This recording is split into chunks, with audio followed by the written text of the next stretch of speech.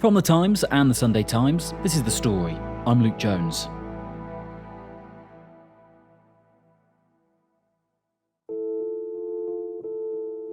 So I go to an area of Brooklyn that I don't normally go to. I live sort of closer to Manhattan. This area was much more south, an area that isn't full of business or kind of foot traffic or anything. So we meet in this cafe there. I'm there early. I have a quick chat with my contact first, and then Blerim arrives. He's on his phone. I wait for him to finish. We shake hands, and then we sit down. I guess I want to... It's hard to know where to start with your story because it's long. I've interviewed probably thousands of people over the 15 years I've been a journalist, but this is sort of the first time where I just didn't really know where to start our conversation. There could have been various junctures in his long and complicated life that I could have started, but I just sort of thought to myself, like every good New York terrorism story, let's start on September the 12th, 2001. 12th of September, 2001, 24 hours after the worst terror attack on US soil in its history, and a 32-year-old man called Blerim Skoro was in prison in Brooklyn. Like much of New York City, the prison was on lockdown, so it was a surprise for Blerim that he was asked to leave his cell. 2 people had arrived to speak to him. US intelligence agents, it turns out.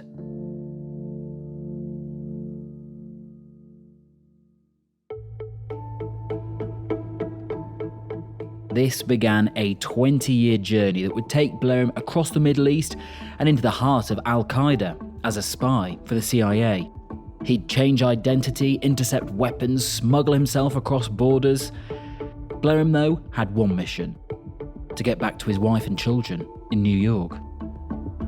We sort of valorize and glamorize the spy business, but really, it's very transactional. And if they're done with you and have no more use for you, then often you do get left by the wayside.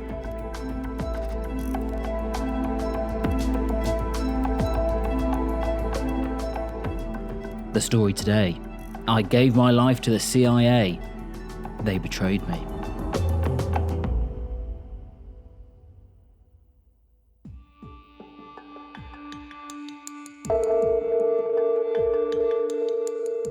I'm Josie Ensor, the US correspondent for The Times and Sunday Times, based in New York, and in my previous role for 6 years, I was a Middle East correspondent. So Josie, you're at this cafe meeting Blerim. What was it about his story that you knew of it from that point that really interested you? There were several things that were interesting about his story. I have a background covering ISIS.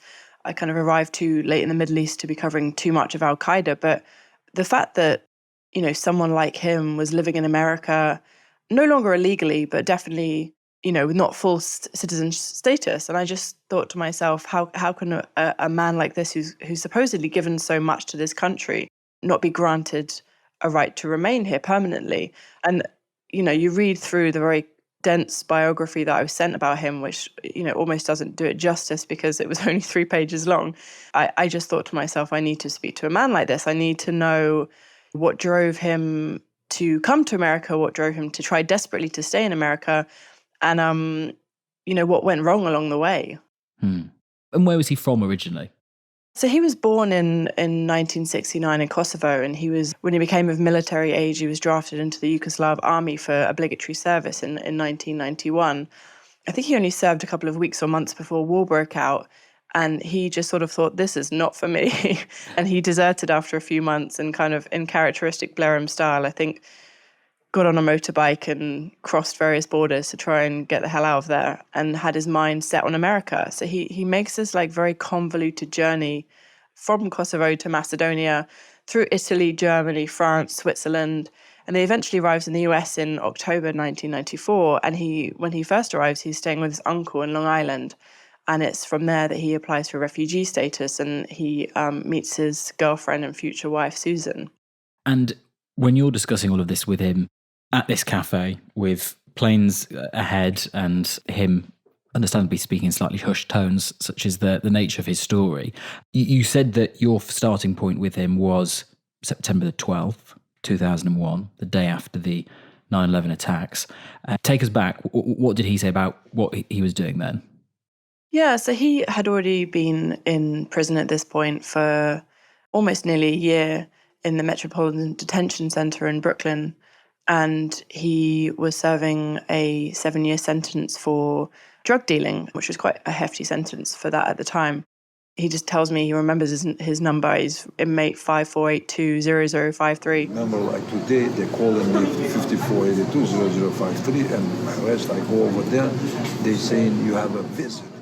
And the prison is on complete lockdown. I mean, if you think about it, it's the morning of September the 12th, and, no one's having visitors or even calls at this point. But then these two visitors call the detention center and ask to speak to him.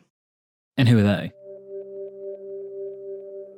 And then, okay, I went down, and there was a male and female, both of them from the counterintelligence agency.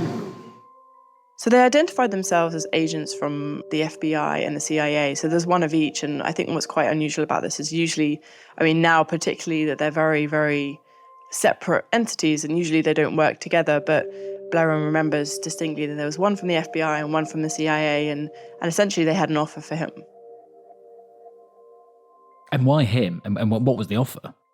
They were offering to help him get out of there sooner in return for essentially spying on both his cellmate and the other Muslim prisoners that were in the jail.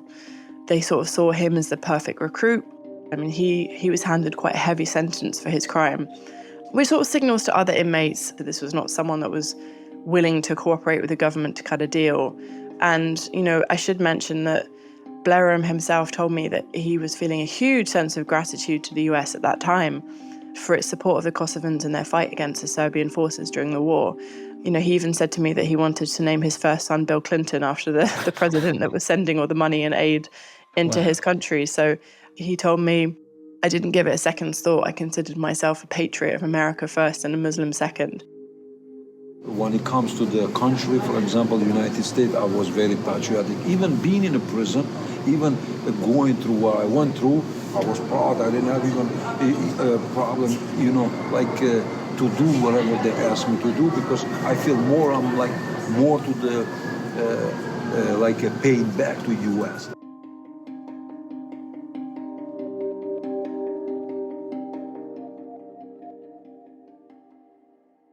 So we should remind ourselves that this is still the 12th of September, so just the day after the 9/11 attacks.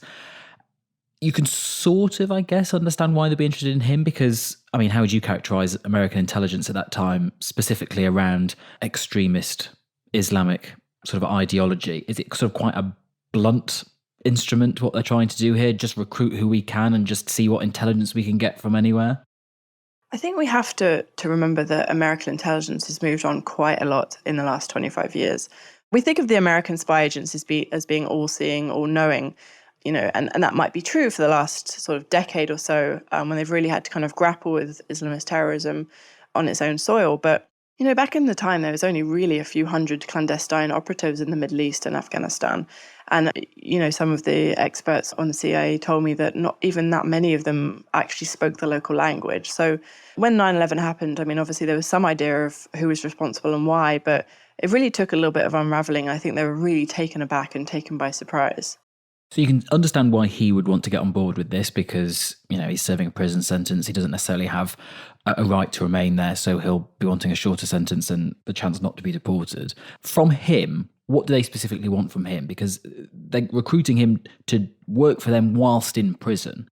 Essentially, they're just looking for any intelligence whatsoever. In the MDC in Brooklyn, in this jail, there's, a significant number of Muslim inmates and Arab American inmates that are in there for terrorism offences. And so they're thinking that he might be able to help spy on them. So, even his own cellmate, Mukhtar al-Khari, he's an Algerian jihadist who was behind the so-called Millennium Plot to bomb Los Angeles airport.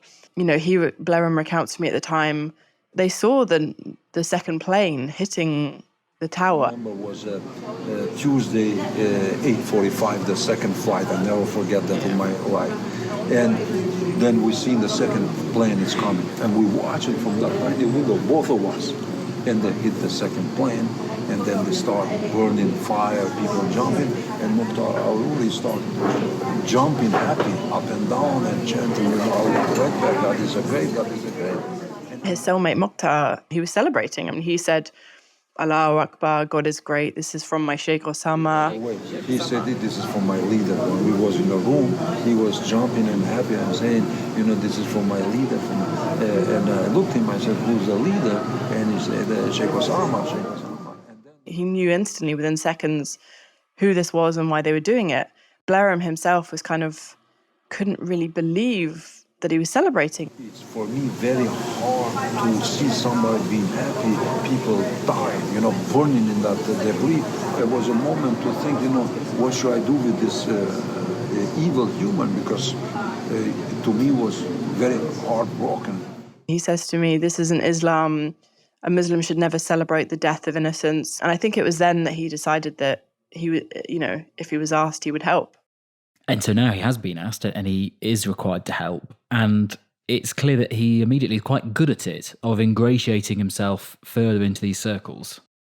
Yeah, I mean, he seems to know instantly how to do it. So he, starts growing his beard, he becomes more religious. Quran, I memorized it. Quran is 114 surahs, so I memorized 37 of them. Like almost, I can easily say 30% of the Quran, I memorized it being in a prison.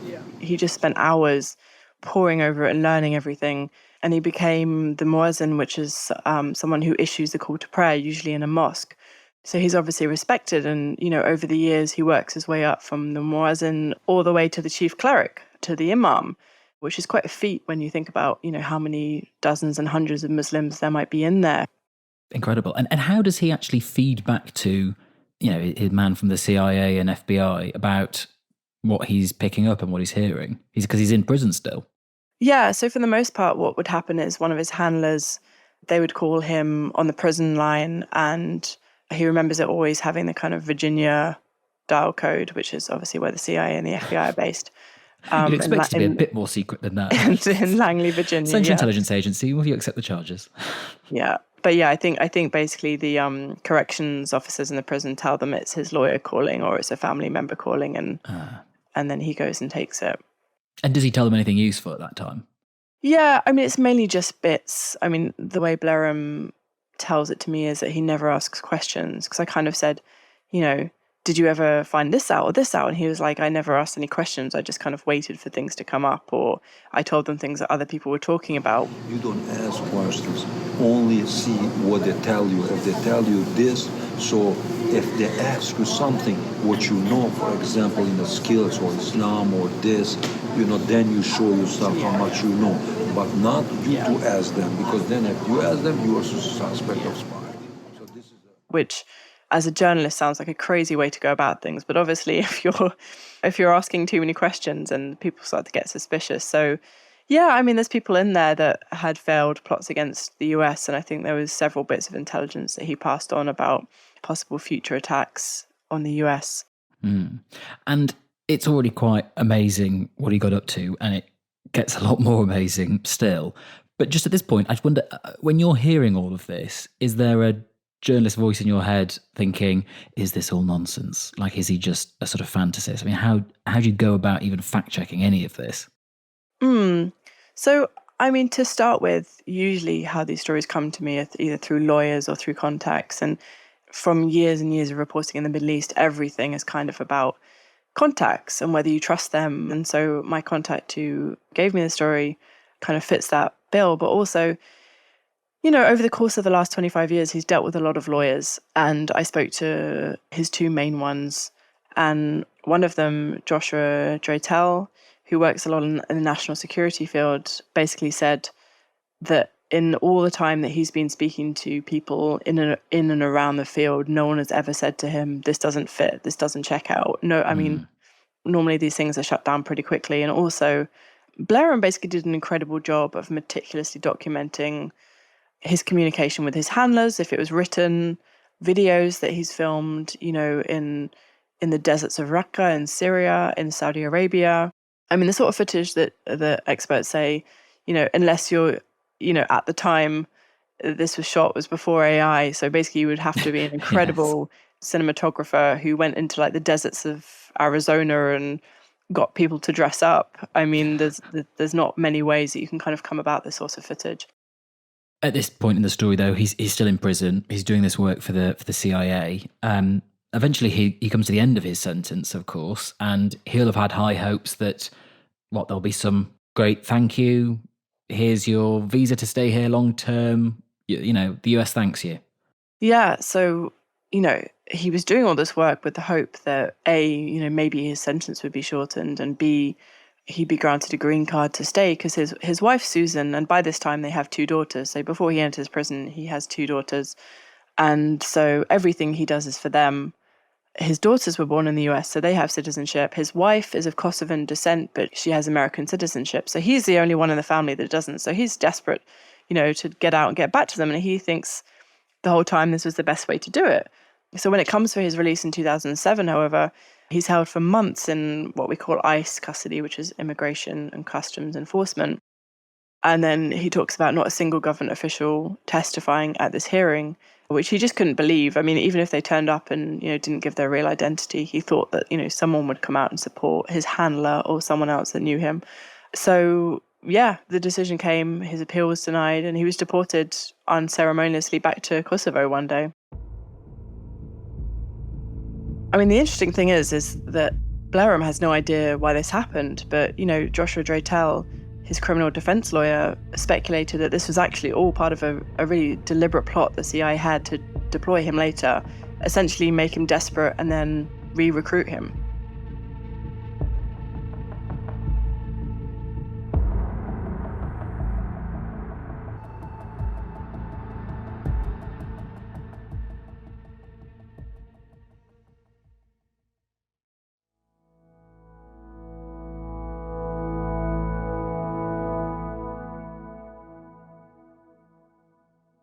Josie, you're taking us through the quite incredible story of Blerim Skoro, a sort of accidental spy for the CIA. You said that when he was released from prison in New York, he made applications to stay in the US, thinking all this work I've done for intelligence agencies should help me, but none of them turned up for him.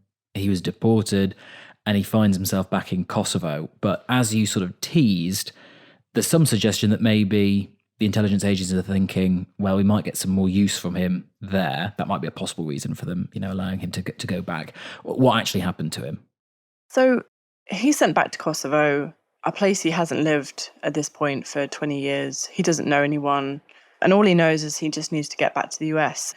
He'd miss, however many years and decades of his daughter's life. Who are all back in New York with his wife? Yeah, so even though he's been just horribly burnt by the CIA, he understands that, particularly at this point with a criminal record, his visa application would take a long time, probably years at best, and he just figures out he doesn't really have years to wait. So actually crosses into Macedonia just 2 days later and turns up at the US Embassy there offering his services again. By 2007, the trail for bin Laden has gone cold, and they see Blerim as a potential valuable asset. But not just that. I mean, they're building up this huge intelligence picture, not just on Osama bin Laden, but on al-Qaeda itself. And there's still so much they don't know about, how al-Qaeda operates, who their secret backers and funders are, how they're funneling weapons across into Europe. And so, they essentially issue him like 5 different passports. I had the Macedonian passport, I had the Serbian passport, I had then in the end I had the Austrian passport.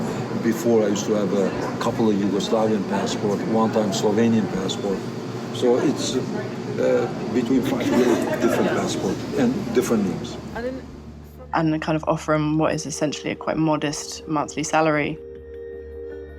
They give him various missions over the next few years, and it takes him all across the globe, from Yemen to Saudi Arabia to the Balkans to Syria and Saudi. And basically they just tell him that he's got 2 rules, and the first is that he's not allowed to tell anyone that he works for the CIA, and the second one is he's not allowed to kill anyone. And he admits to me that he quickly broke the first one and kind of was unable to hide this new role from Susan, because over the years he shared everything with her, and and doesn't feel comfortable not telling her what he's doing. And so he does tell her in the end.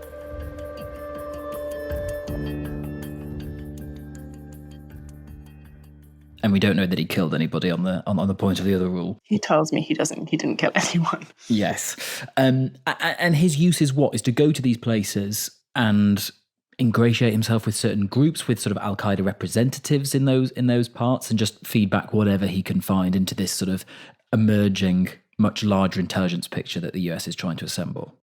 Yeah, so what he does is he starts from the starting point is this vast address book of jihadist contacts that he's made in prison, right? So as soon as he's out, he starts working through them. I mean, it's kind of a who's who of global jihadism. He spends time between 2007 and 2010. A lot of it is in Pakistan. One is at an al-Qaeda training camp. He pledges allegiance to al-Qaeda and kind of works his way up. But, it's there that he meets, in that time, the kind of leader of the Pakistani Taliban. He even meets Abu Muhammad al-Masri, who's one of the most wanted terrorists in the world. And he has various missions. One of them is to, get as much information as possible on where bin Laden is and what his movements are and who his closest allies are. But also, I mean, at this time, there was a huge amount of funding from Saudi Arabia. So al-Qaeda kind of tasked Blerim with procuring and smuggling a lot of these weapons, anti-aircraft missiles, rocket launchers, to this sort of growing legion of jihadists in the Balkans. And so al-Qaeda, they see him as the perfect person to kind of lead this mission. So, while he's doing one thing for the CIA, he actually has official jobs, if you like, within al-Qaeda. But it's tipping off the CIA all along as to, where these weapons are going, I imagine. Yes. So I think some do make it through and then other ones are intercepted with his help. So he discusses his agents giving him this, he describes it as like a yellow and black GPS device. I used to have a yellow and black GPS. For example, when I was in a station weapons, and I used to click 1 time, 2 time, 3 time. If it's something emergency or distance, it's always used to go direct to the CIA. For example, I had that always with me. And he clicks it a certain number of times to sort of let him know the location of where these stashes are. And he describes these staying in these houses that were just like full to the ceiling of these anti-aircraft missiles and stingers and rocket launchers and just these like increasingly bizarre scenes. But yeah, I mean, with his help, I think a lot of these smuggled weapons don't actually make it to the Balkans in the end. Mm. And it's through all of this globetrotting that he's, making some of these videos and things that you've since seen. So we can sort of track, there's evidence of where he's been throughout all of this. It's not necessarily just his word. Yeah, so there's a particularly interesting video in 2009 where Blerim's travelled to Raqqa to infiltrate a kind of al-Qaeda smuggling cell that's taking weapons into Iraq. And it's there he meets the ISIS leader, Abu Muhammad al-Adnani, and 2 Syrian leaders of ISIS. And, I mean, you have to remember ISIS took over this part of Syria years later. But at the time, al-Qaeda was operating in secret, against the Bashar al-Assad regime. What's the name of the place here? You don't want to put the name of the place, no? Yeah, don't put no name. This is a desert. This is in the middle of the desert, Syrian desert. Raqqa. We're about 100 kilometers from Raqqa. I'm going to get this card from you, because you might get us in trouble with this. I mean, it's quite incredible footage. He's sort of in this tent and they're eating goat and rice and various things and they're just joking with each other. And yeah, I mean, I've been to Raqqa and I kind of know the geography of it and it looks very familiar. Mm. And it is incredible, the insight, I guess, he was able to give his CIA handlers. He must have been hoping with each nugget of information that he was sending back that this will help his case to eventually return to the US and that they'll finally do well by him. Do they? So in 2010, he's on his way to the CIA safe house in Macedonia. So with all the travel that he does, his kind of home base is Macedonia. And he goes to the safe house as normal. He discusses how if his handler was in, he'd leave a newspaper rolled up outside the door so he'd know if someone was in. And if there wasn't a newspaper there, and he'd know someone wasn't. And he's suddenly ambushed by figures that he doesn't recognize and actually eventually gets shot in the leg CIA agents end up helping him. He has emergency surgery. And then at that point, he thinks, God, maybe I'm now going to be flown to the US for my own safety. It's clear that, either my cover's been blown or there's been a leak in the agency. And instead, he's given a cash payment in an envelope of, I don't know, something like $10,000 or something, and told to cross back into Kosovo. And he kind of talks at this point about, he just thinks, this was always my biggest mistake, that I trust people. It's my nature. My nature is to trust people a lot. That was the biggest mistake I had in my past, in my life. Too nice to people. Like, I always try to help people. So this is my biggest mistake.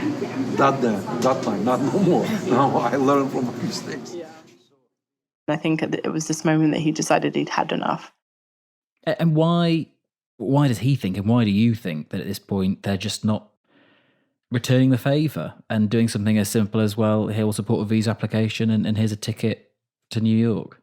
I think as they can. I think we like to, we have this Hollywoodized version of how America helps its allies, but we kind of see time and time again through history that this just isn't the case. Look at the Afghan withdrawal and how badly that was handled, and how many people who worked for the Americans were just totally left behind, and how chaotic it was. And so when I think we sort of valorize and glamorize the spy business, but really, it's very transactional. And if they're done with you and have no more use for you, then often you do kind of just, you do get left by the wayside. Well, it's not even transactional, as you say, because they're not holding up their side of the sort of, maybe implied bargain. So what does he do at this point then? If he's clearly fed up, the CIA aren't going to necessarily rescue him, what does he decide to do at this point? Yeah, so he just decides in 2010 that he's had enough. He doesn't want to do this anymore, and it's become very obvious that the Americans aren't going to help him. So he actually makes his way to Canada and spends the next 4 years. He describes it as something resembling a normal life, where he kind of wasn't there legally, but wasn't at risk of imminent deportation, and makes a sort of semi-decent income as a car salesman. The girls and Susan are able to visit him occasionally, but ultimately decide it would be too disruptive to relocate, particularly as he doesn't have citizenship there. So there's always a risk with them as Americans. And then at this point, in October of 2015, he smuggles himself across the Canadian border to the US. He describes, hiding in this fishing boat belonging to a Native American woman. And he said it was basically a piece of cake. You can give me a globe and turn the globe, pick the finger. I can tell you in 1 week I can be in that country with no problem. This is sort of like a party trick for him. It's just to kind of cross international borders.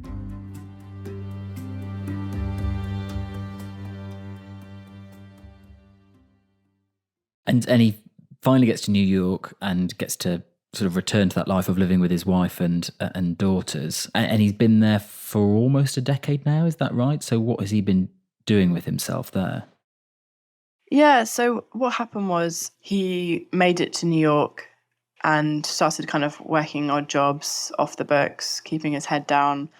And that went on for a couple of years. But then, in the backdrop of all this, it was sort of the rise of the Islamic State in Syria and Iraq. And while he hadn't been in this so-called business for a few years at this point, a lot of his old contacts kind of haven't got the message and start messaging him. So it's, 2016. And if you can remember back, there were a lot of ISIS terror attacks in Europe and in France and Belgium and even in the UK. One of them gets in touch with him. They're trying to basically recruit him for an attack in the US. Yeah. When we was talking with the ISIS member, he was telling me, like, look, when you talk, we want to make a big movie. Big movie, meaning like a big... Propaganda? No, attack. They use the code, we want to make a big Hollywood movie. And at this point, obviously, like, Blerim is terrified because he's there illegally. He doesn't want, this communication to be seized on by... Yeah, it's quite incriminating if someone finds that. Yes. And he wants to reach back out to the CIA just to kind of say, look, these people are contacting me. This isn't my doing. I want nothing to do with this. I just want to make you aware so that, if the FBI or whoever is tracking this, they know that I'm not engaging in this. And he actually says that CIA agent was telling him, keep these people on the phone for a minute. And they tell me to continue talk. so to trace the location. Don't let it cut, because if you do under a minute, they cannot trace the location. So you have to continue drag the conversation so the satellite to trace the location of the cell phone. That gives them enough time to sort of trace their location. And he talks about, on at least one occasion, the person he was talking to being killed in a US drone strike a few days later. So in some way, they're still using him. And despite his cooperation with the CIA, he's arrested a little bit later by more local FBI and NYPD who discover him living illegally. So he's just helped the authorities kill some terrorists who are plotting to attack the US. And then some other authorities come knocking on the door and discover, oh, actually, you're here illegally. In you come. Yes, I think there's no surprise that these agencies have now become very competitive and don't really share intelligence and information with each other. So he's just like so frustrated that they're in competition with each other and just not sharing this intelligence, that actually he's trying to be helpful. So it's an unfortunate coincidence. So one agency, as he's arrested, he's only previously been helping a different one, and yet they don't know that. Yes, and he spends another 6 months in federal immigration detention and is eventually released as they kind of process through all the information he's given them and reaching out to different agencies. And then in 2022, at this point, he's hired lawyers and he's trying to fight his case to stay. And he's kind of granted this temporary right to remain under what is the UN Convention Against Torture. So he's arguing, I've cooperated with the CIA, and so my life could be in danger if I'm returned to Kosovo. So what this grants him is sort of, what his lawyer tells me is the narrowest possible immigration relief. So the only thing that really stops happening is him being deported back to Kosovo itself, so that, they can deport him to a third country at any time they decide to. Does he look back, though, and think, I should never have helped them, though, in the first place? I don't think he necessarily regrets the work he did for them, but, he says to me, if anyone approached him and said, should I do what you've done? Should I help them if they come to me and ask? And, he says, I wouldn't advise anyone to work for them, not even my own enemy. While he wants the country to be safe, he thinks these agencies aren't trustworthy. And, sort of says to me, I was willing to give my life, and then they betrayed me for that.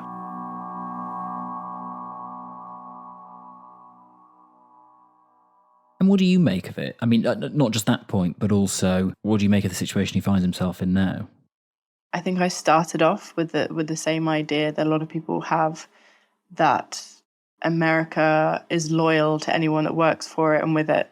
And I think we've seen over the years from various administrations, it doesn't matter if it's Democrat or Republican, it's mercenary. It's very, very mercenary. And I've seen so many people who worked for the US government in certain roles during the Iraq War, in Syria as part of the US-led coalition, who were just like completely abandoned. I mean, you also look at the Yazidi people who the Americans helped fight off an ISIS onslaught of the Yazidis and then totally abandoned them. I mean, history is just littered with examples of people that Americans have betrayed and let down.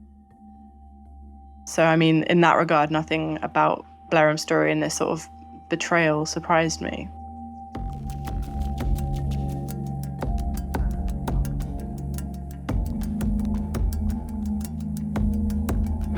Well, there is one thing that surprised you, I understand. Yeah, so, I mean, we were sitting down for 2.5 hours. I mean, it could have easily been 6, but you have to cut it off at a certain point. And he said to me, I just want you to include one thing. And I was like, okay, that's fine. I'm sure we can manage that. I want you, if you're going to write the article, I want one word and one piece of part you to put what I want. You can put whatever you feel like, but I want you to put it. I would like through this interview one day to meet with Elon Musk. So I want you to put that directly. I mentioned a spy who wants to meet with Elon Musk. He has the reason why. So I want to put that in the story myself. Why do you want to meet him? This has to be secret. Okay. So, it's difficult for me to write it if you don't say why, though. I cannot. Okay. I want to share my story with him, what I've been through, so then he understands why I asked him. And I kind of thought to myself, I don't like to be kind of dictated to about what I include and don't include in my stories. But I just thought it was so intriguing that it kind of worked without explaining to the readers why. But who knows, maybe you'll be checking your emails one day and there'll be a, elon.musk@tesla.com saying, "Hi, Josie," about that story you wrote. Yes, well, I included it in there because he asked me to, and there was only one request. But yes, I'm yet to hear from Elon Musk.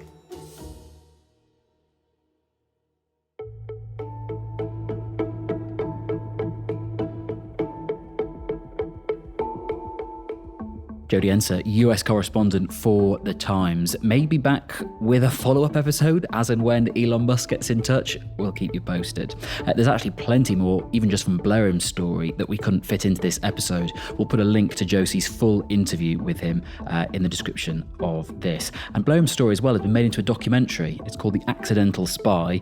It's doing the festival circuit at the moment, I understand. If, like me, you're not the kind of person who frequents that circuit, it will be premiering in the UK in the new year. This episode was produced by Taryn Siegel, the executive producer was Fiona Leach, and sound design and theme composition was by Malasetto. I'm Luke Jones. See you soon.